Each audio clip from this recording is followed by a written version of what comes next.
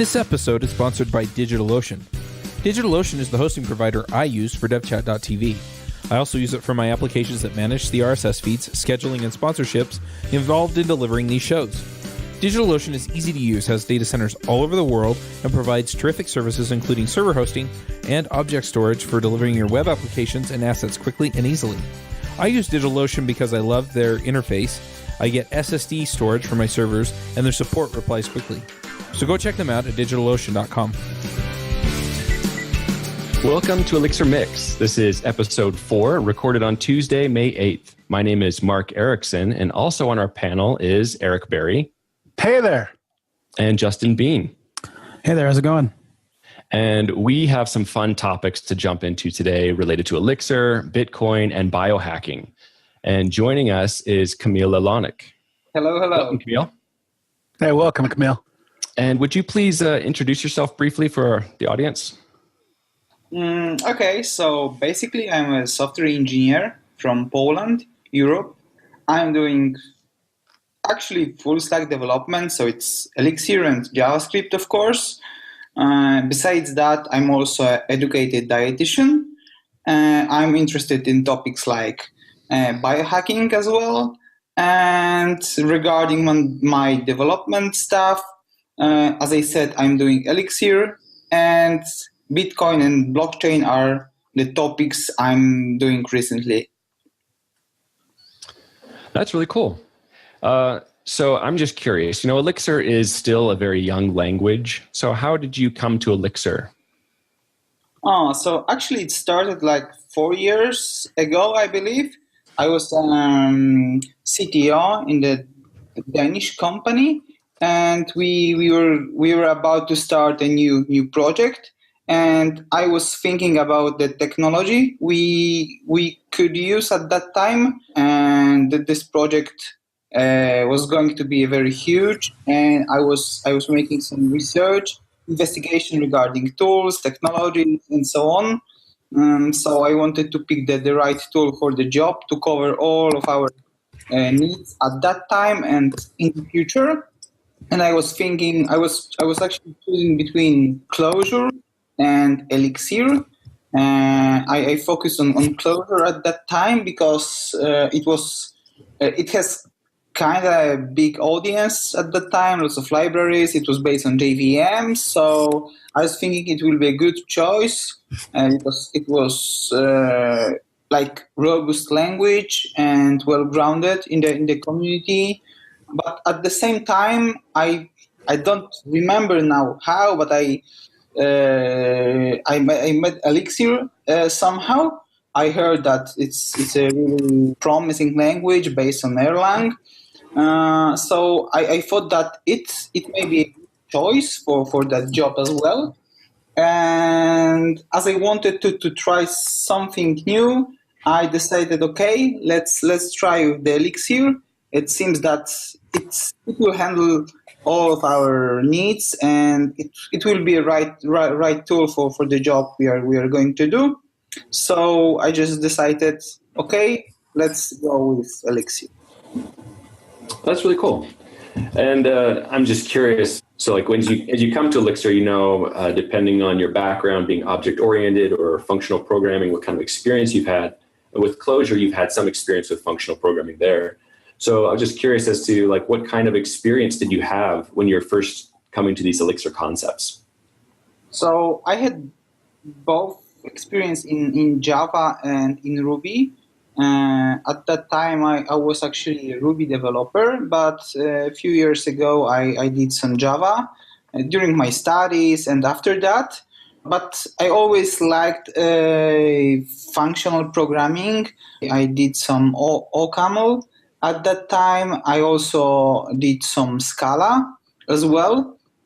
So I wanted to, I had some experience in functional programming and in object-oriented programming.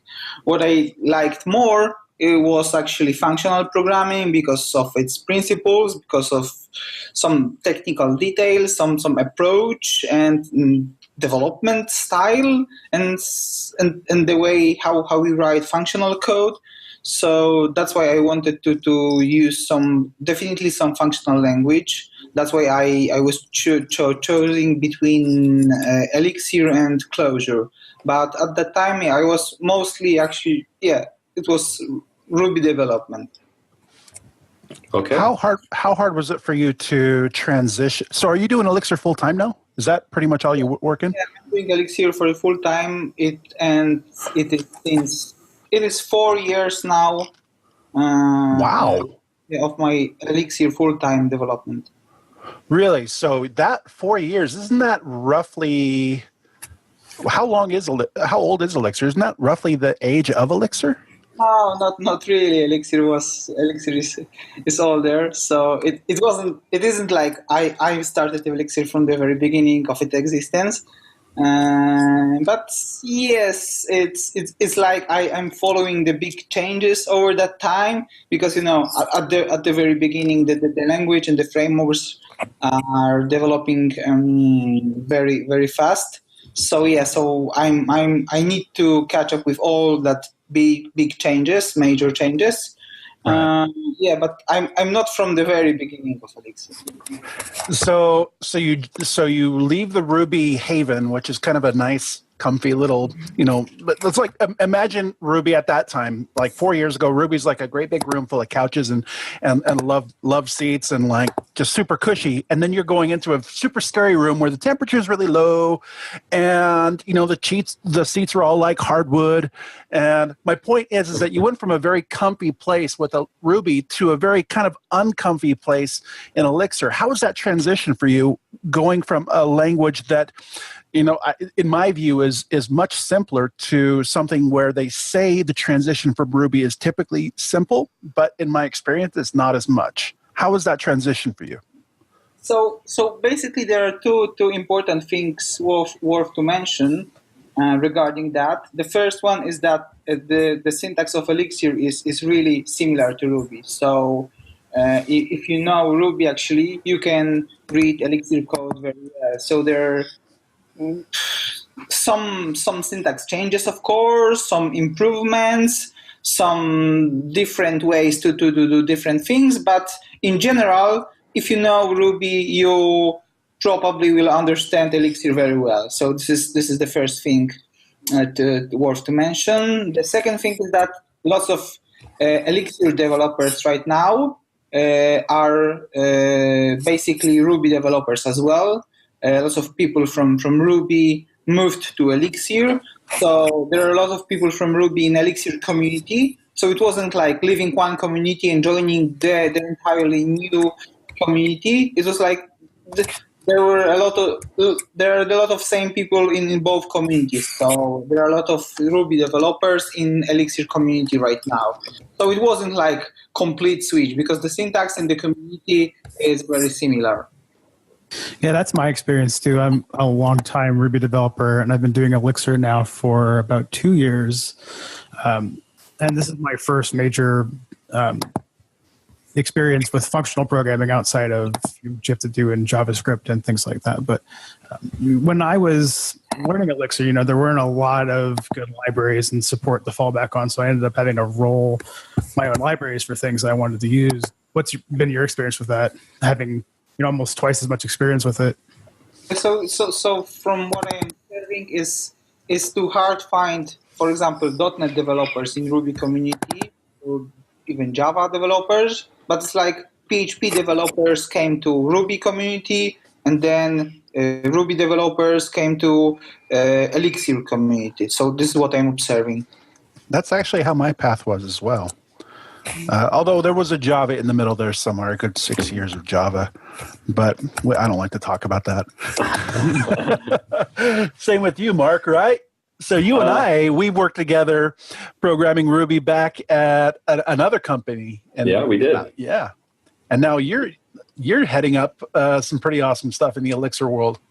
Yeah, I'm having a blast with it. It's like, when I came to Ruby, it was like, this is the way web development should be as compared to .NET pre-MVC even, so it's like, it was like, web development is fun. I get it. This is so cool. And then when I came to Elixir, it was a similar like, wow, this is really fun. Again, like I'm having a lot of fun programming. So I also echo that kind of pattern and path. So Kamil, how long did it take for you to go from an object-oriented mindset to a functional mindset?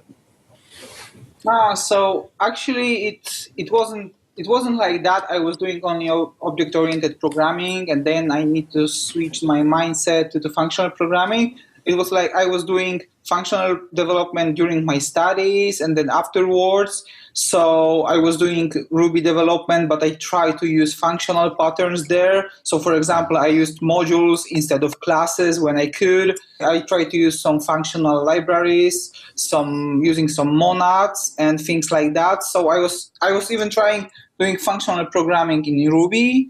And so I feel like, okay, I'm now switching to Elixir and I'm using almost the same patterns because still somehow I was doing functional programming at that time. So it wasn't like I was doing Ruby, so I was doing only object-oriented programming. I was trying to do functional programming as well at that time. Cool. And that is cool. Like that is one of those situations where when you're coding in a non-idiomatic way, it's like you're writing Ruby, but it's not like the Ruby way. That can be a little difficult in teams. So I understand that and I can appreciate what that might be like. But that's really cool because you can use a lot of the same kind of patterns. It's true. So one of the reasons we brought you on is, well, one of the things that's very intriguing about you is that you're working in the blockchain, particularly Bitcoin using Elixir. You want to tell us what got you into that? Yes, so actually I had this idea to implement blockchain in Elixir. I thought that, okay, there are lots of blockchain implementations. There are blockchain in Ruby and JavaScript and in other languages as well. So I thought, okay, it might be a nice opportunity to write blockchain in Elixir. So I just started, I created a repository. I wanted to implement everything I know regarding blockchain in Elixir, but during that time, I thought, okay, maybe it will be good to start everything from scratch, to start everything earlier.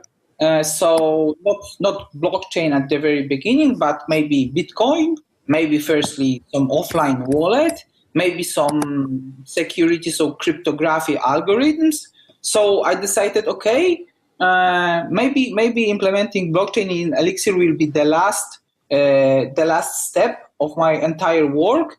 And let's start from the simple things. Let's show people how to implement the simplest things in Elixir, starting from offline wallets, cryptographic functions, generating some addresses, and so on. Then let's connect to the Bitcoin network, write some example transactions, show how that works, and then finally implement the entire blockchain in Elixir. So I wanted to start from implementing blockchain, but then I decided, okay, let's do it with small steps, implementing everything from the smallest part. And it looks like you documented that through blog posts. Yeah, because I thought that it will be that the only having the project on GitHub maybe not enough to explain everything, to explain my way of thinking, to teach others how to do that. It's okay. We read the code all the time as developers. But having blog posts, having that documented, the way through how to achieve the particular things, why I implemented things like that, and how they should be implemented. So I decided, okay, let's write a series of blog posts to document all the things, the entire way of implementing blockchain in Elixir. And how has your experience been so far in doing that? Because Elixir typically isn't thought of as like, Elixir goes with cryptocurrency. It's not a natural thing that people are usually doing. So what's been your experience in using Elixir to do that? So actually, it's like saying that only Python is for machine learning, and you shouldn't or you can do machine learning in another language. I believe we can. And yes, as you said, Elixir, it's not very common to do blockchain or Bitcoin related things in Elixir, but I don't have any problems with that. I mean that it's the other way around. What I feel, it's like it's very friendly to implement blockchain in Elixir. Elixir is of course based on Erlang, and Erlang has this crypto module which provides lots of cryptographic functions, which are really helpful while creating this Bitcoin related things in Elixir. So for me, it's very convenient to write things like that. I haven't had any problems so far in regarding implementation. So it's I believe when you read my blog post, you will see that everything is very easy to implement, and it's very, very friendly to convince other people to do that. Can you talk about why Elixir is a good technology for implementing blockchain in? Are you using any of the features of the language, like gen servers or OTP or anything to do things asynchronously? So currently, I'm not doing any OTP related stuff because, as I said, I started from the very simple things like this cryptography and this simple offline implementation. But yes, in the future, as you said, I will probably leverage OTP a lot, and I will use these gen servers and things like that to work on a Bitcoin network, and that will be very very helpful.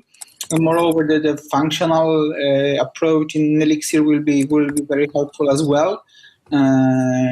So once you have the language that actually you cannot create objects that can be mutated, it will be very helpful as well. And for now, I'm not doing anything that couldn't be implemented in other languages. So so currently the entire implementation, what I did so far, can be written in any language. So I'm not using any platform specific things. But it's for now. In the future articles and in the future blog posts, I will leverage some OTP stuff and things like that. Yeah, one of the features I'm familiar with, like with pattern matching, and I admit when it comes to implementing blockchain things, I don't have any experience in that. But I would imagine that there might be some leveraging that could be done with pattern matching and binary matching. Yeah, exactly. So this is exactly what I noticed as well, that binary pattern matching is very helpful for that, because we operate on bits, on bytes. We are converting between bytes and bits, and we are pattern matching. We split some entropy, for example, by chunks.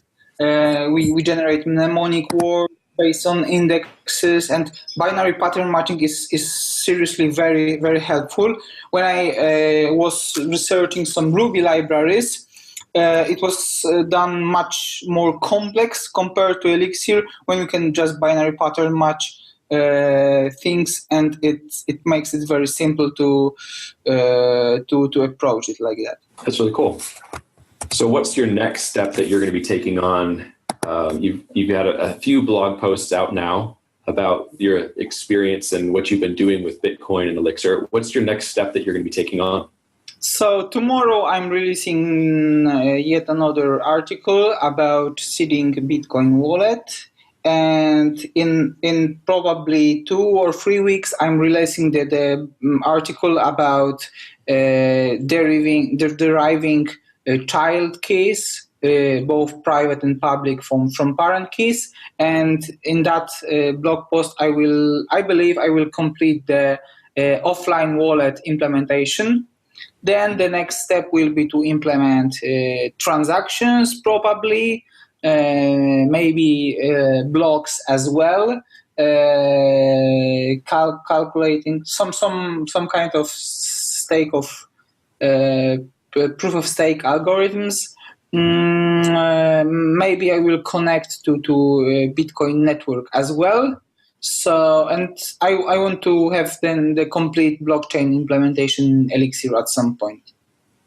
That's really cool. Is there anyone else you're working with or coordinating with? Like if someone was interested in following along or even contributing, is there anything that you would be able to recommend for people? Oh, so I really recommend Mastering Bitcoin book, because it's very good source of knowledge regarding Bitcoin. There are lots of implementation, maybe not implementation details, but how algorithms work, how this entire cryptography works. I'm reading lots of Bitcoin documentation. I'm also reading some other libraries in other languages, especially JavaScript, Bitcoin.js, for example, and some Ruby Bitcoin implementation. And yeah, this is what I can recommend. So read other Bitcoin or blockchain implementation in other languages. Read some documentation, because the documentation is quite good. And this Bitcoin Mastering Bitcoin book is really good as well. So you talked a little bit about string parsing. Yeah. For those of us who are fairly new to it, can you explain what that is? Oh, how to explain that in the simplest way? So basically, once you have a binary, and once you have a string, you can pattern match it. Like you can extract some parts from that string. So, for example, you know that the first part, for example, version number or some prefix you need to extract has, for example, is like 5 bits or 8 bytes length, for example. So you can pattern match it, like you can extract these bits or bytes from that string in very simple way. So you don't need to provide any regex for that, but you can just pattern match. You can cast that string, that binary, and extract in the very simple way the part you need to extract. Binary file, bitstring matching is super helpful for reading and parsing files too. So I've done a bit of that with PCM data. So you can, if you know the file spec, you can match parts of the bit string into binary matches in Elixir or Erlang, and you can cast things. You can read data back out from files. So super interesting to like read, file headers and parse data and stuff in that way too. Yeah. Yes. So you don't only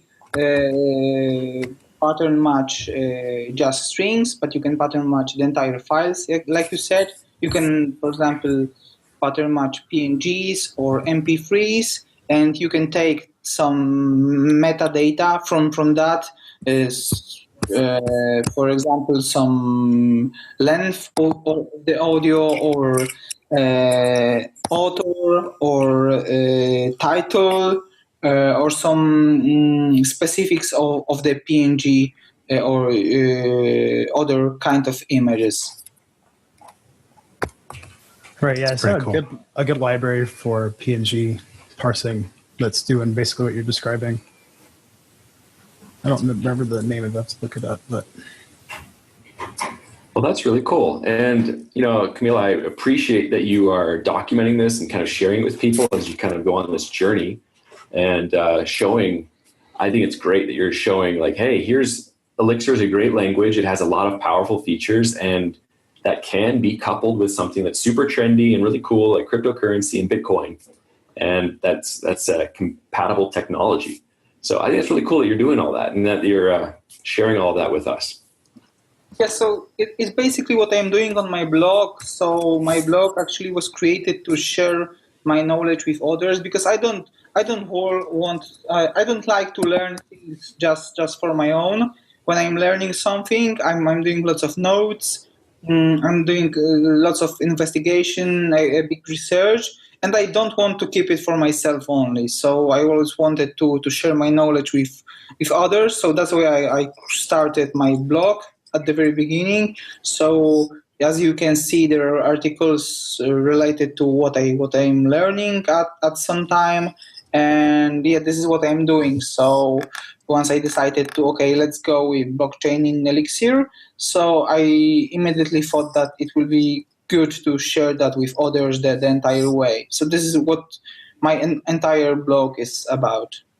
Right, and we will make sure to include some links to your blog in the show notes. And in addition to Bitcoin, you have some other interests, and you said you were certified, was it food science, or what was that? Dietary? Yeah, I think the dietitian studies in Copenhagen. So I'm educated nutritionist, actually. So it's like my hobby. So I'm doing both programming and nutrition. And the things related to that are in my area of interests. That's really cool. So, like, you've mentioned biohacking as one of those interests, and biohacking is, that can mean a lot of different things. It's a pretty broad term in a broad space. So when you think of biohacking, what kind of things are you talking about? Yes, so when I'm talking about biohacking, I mostly mean improving your lifestyle, brain boosting, brain doping, increasing productivity, everything. Of course, I'm talking about everything related to programming, because we as developers, we are using our brains on a daily basis all the time. We want to be most effective, productive. We want to deliver lots of things. We need to stay focused, be creative.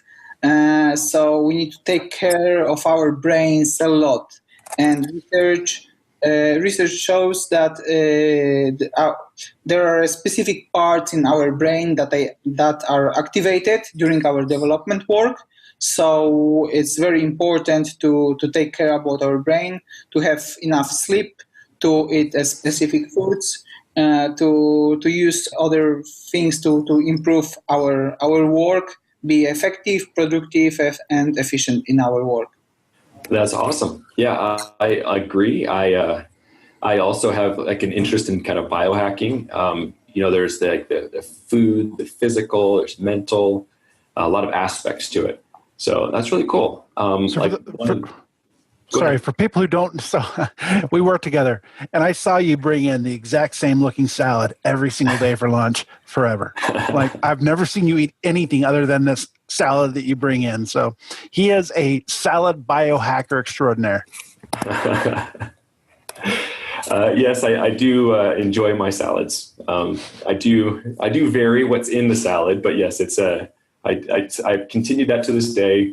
We're not working together right now, but unfortunately, we'll have to do that sometime in the future. That'd be awesome. But yeah, I still have my salads, and people kind of look at me and ask me questions. But one of the interesting things that I've been currently interested in and researching is a concept called intermittent fasting. And that's, I'm not sure if you're familiar with that. Yeah, of course. Yeah, and what kind of, I don't know, do you have any thoughts that you'd like to share on like that being good or bad, or what do you have from a nutritionist perspective? Yeah, so I believe that intermittent fasting is one of the best it's one of the best kind of, I don't know how to say, maybe diet or just a style of eating. Basically, there are different kind of intermittent fasting. There's a regular intermittent fasting, which is basically eating when you have eating window. So, for example, you start eating at 10 a.m., for example, and then you need to eat your entire calories intake within next, for example, 6 hours. And then after that, you stop eating until the next day. So you have like eating window, within which you need to eat your entire calories intake. And then you have like fasting window when you cannot eat anything. You can just drink water or teas or coffee, and that's basically it. So this is the one approach to intermittent fasting.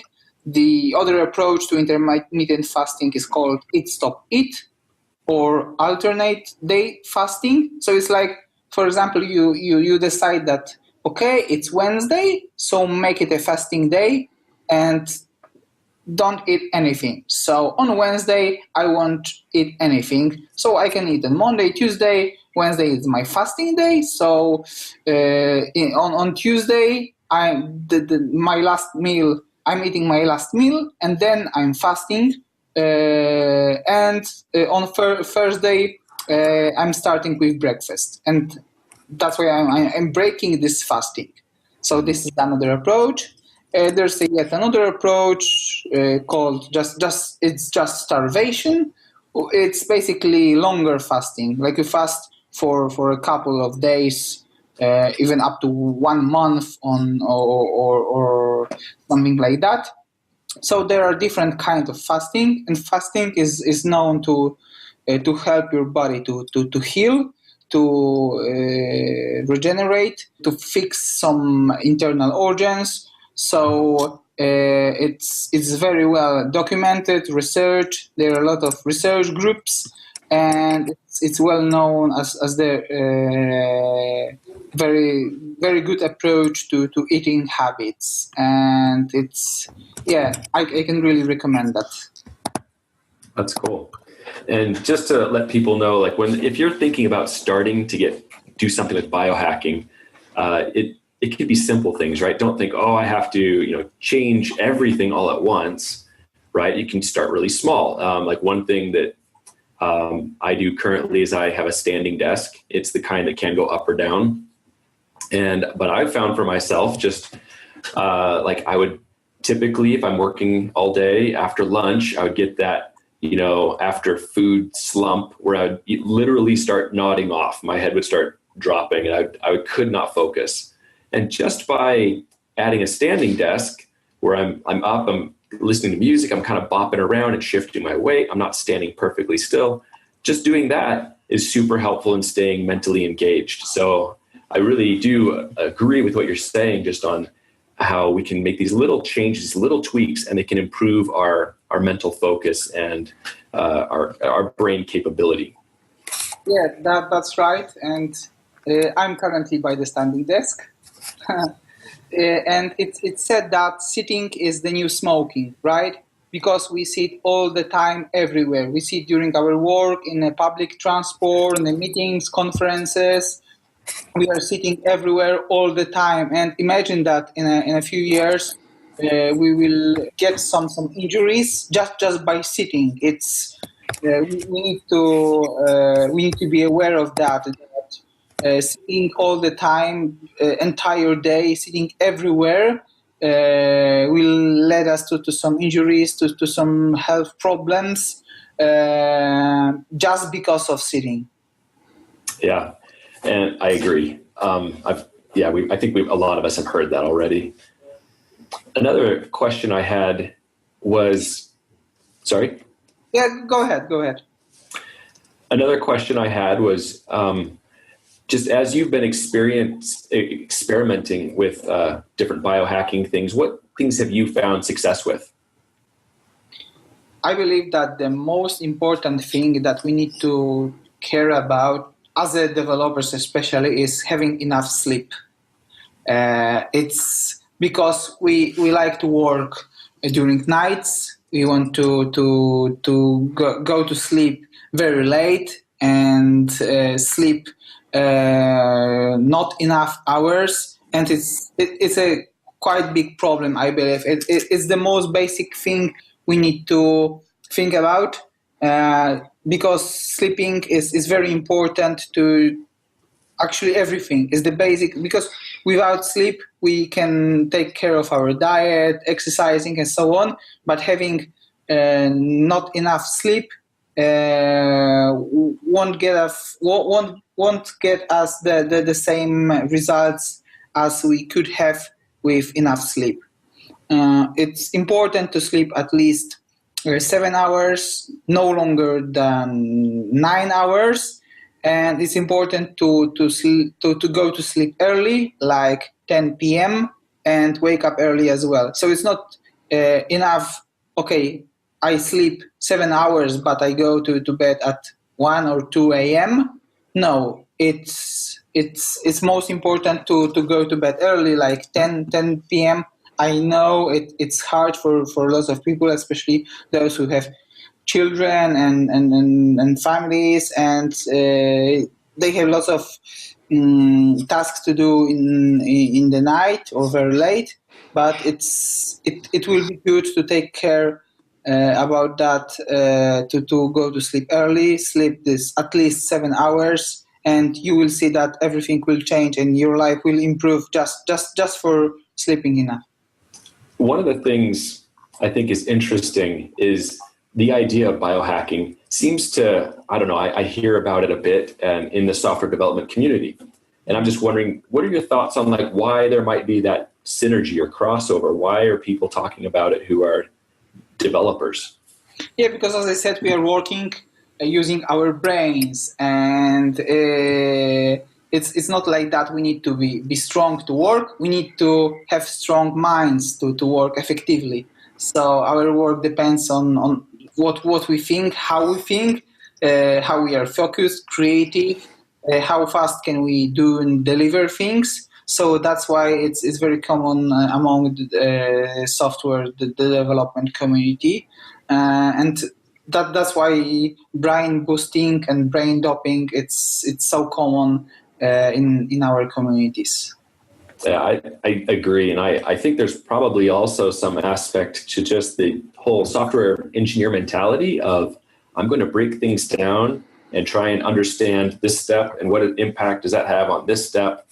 You know, it's kind of like we're debugging, right, constantly. And I love the idea of just kind of turning that debugger on our own mind, our own behaviors, and then saying, hey, well, if I tweak this, what can I observe? What improves? Like if I make an effort to sleep more or to eat a little healthier, you know, I think those are fun things we can kind of use ourselves as experiments.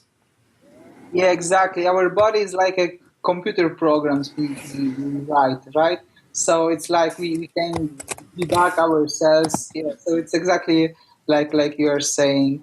We can change one thing and see what happens, and it's not a big effort to change things because this biohacking stuff, it doesn't have to last for a long time. So it's enough to try, for example, sleep enough for 2 nights and you will see the results immediately. It's enough to do fasting days once a week and you will see results immediately. So it's not like you need to wait a lot for results. You will get the immediate feedback, and that's why we can try that easily and see what will be the results.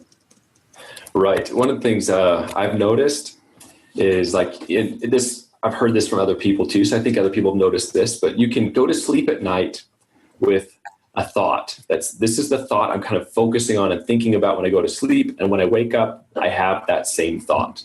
You know, I wake up with the same thought. And so then think, well, if that's happening, maybe I can be a little bit more deliberate about the thought that I'm going to sleep with.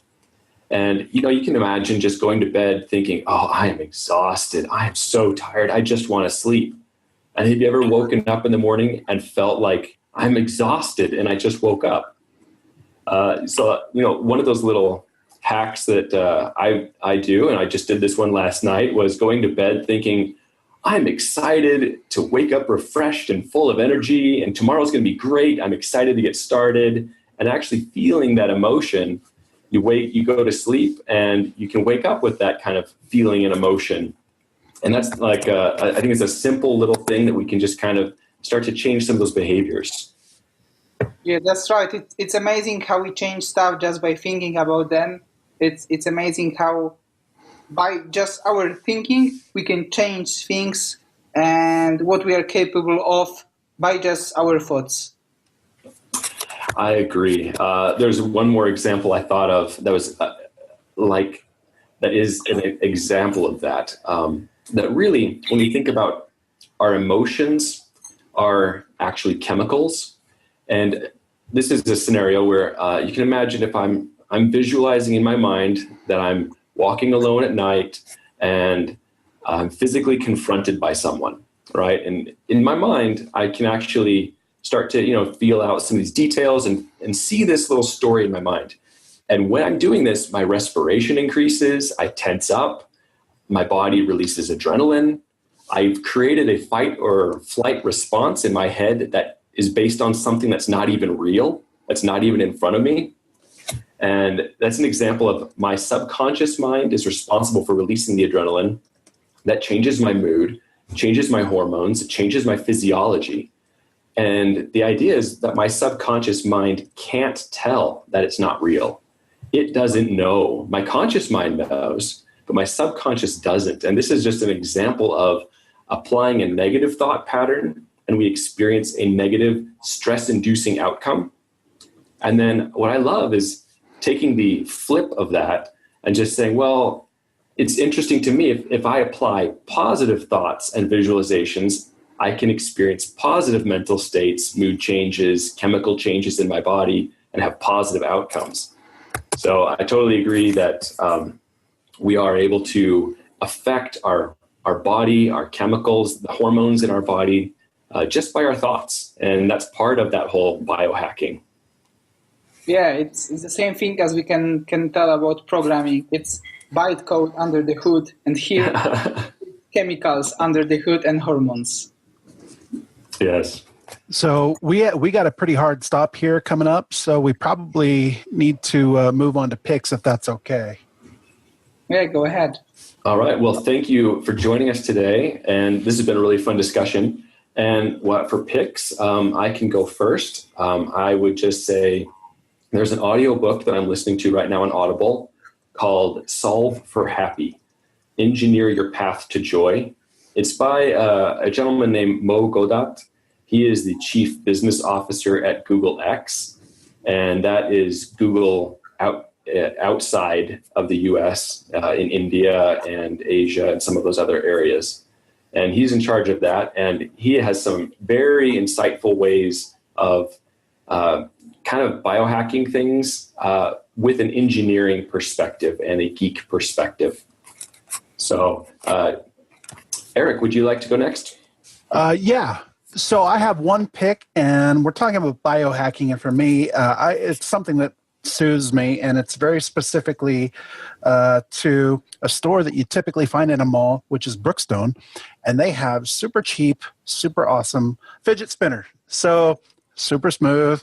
They're like this one here that I'm showing that nobody listening can see, that's black and it's got holes and little like silver balls on it, but it is awesome. It was like $2 at Brookstone. So there you go. That's my pick.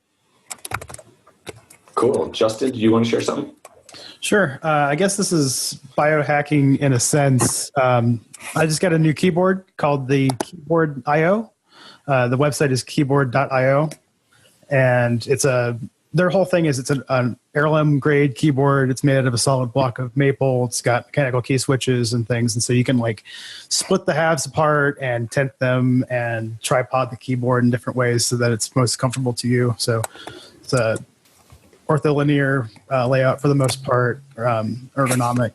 That's my pick this week. Great. And Kamil, did you have something?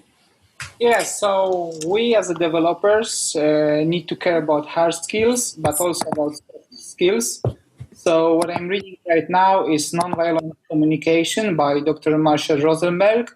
And if you haven't read that yet, I can really recommend that to all developers, and not only developers, of course, because it's a great book about communication and how to communicate with other people, and that's what we need to do as well. So soft skills are also important in our life and in our jobs. Great.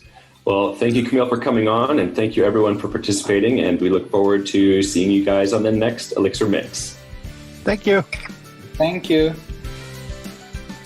Bandwidth for this segment is provided by CacheFly, the world's fastest CDN. Deliver your content fast with CacheFly. Visit CACHEFLY.com to learn more.